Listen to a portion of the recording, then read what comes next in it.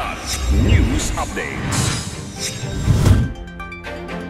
Sa ating mga balita, 2 suspect sa pagpugot sa isang sekyu ng car dealership company kinilala na ng QCPD CIDU.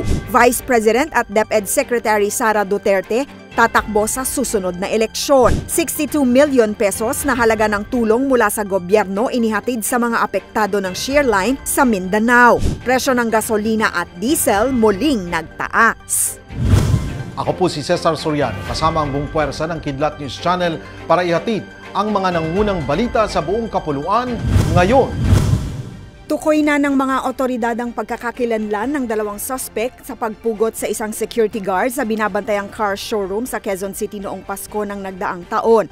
Kinilala ang mga suspect na sina Michael Caballero at Jomar Organes, pawang mga katrabaho ng biktimang si Alfredo Tabing.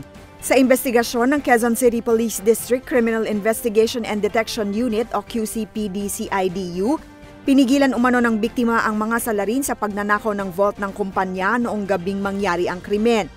Nasa 3.6 million pesos ang laman ng vault na tinangay ng mga suspect na gumamit pa ng sasakyan ng mismong kumpanya bilang getaway vehicle. Nahaharap sa reklamong robbery with homicide at carnapping ang 2 salarin na patuloy pang tinutugis ng pulisya. Samantala, wala pang tugon ng pamunuan ng car dealership sa nangyari.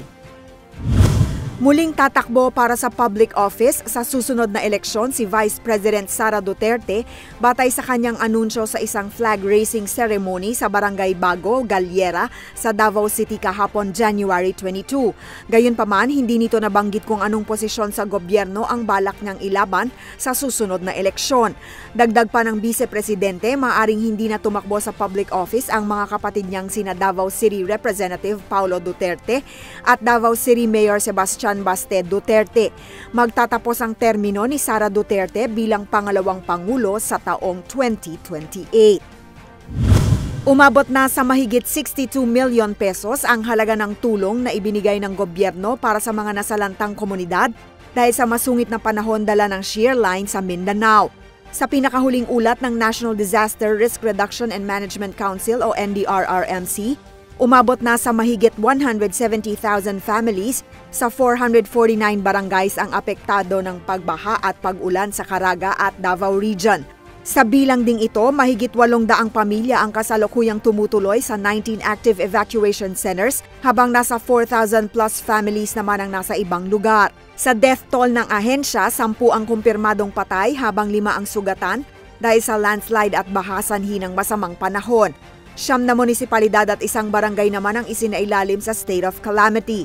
Kaugnay nito, tinatayang 27 million pesos ang halaga ng mga nasirang infrastruktura sa Davao, habang higit 78 million pesos naman ang halaga ng agriculture damage mula sa 2 rehiyon dahil sa epekto ng shear line.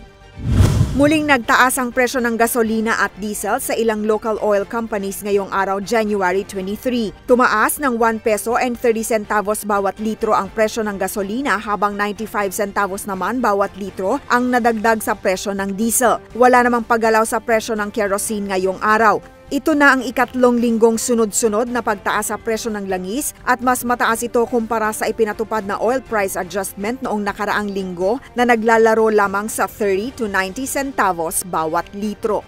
Para sa Kidlat News Updates, ako si Rosalyn Sinchonko, nag-uula. At inyo pong natungayan ang mga headlines sa nakalipas na mga oras. Manatiling nakatutok para sa mga susunod na updates at breaking news. Ako po si Cesar Soriano, kasama nyo sa bawat pagputok ng balita.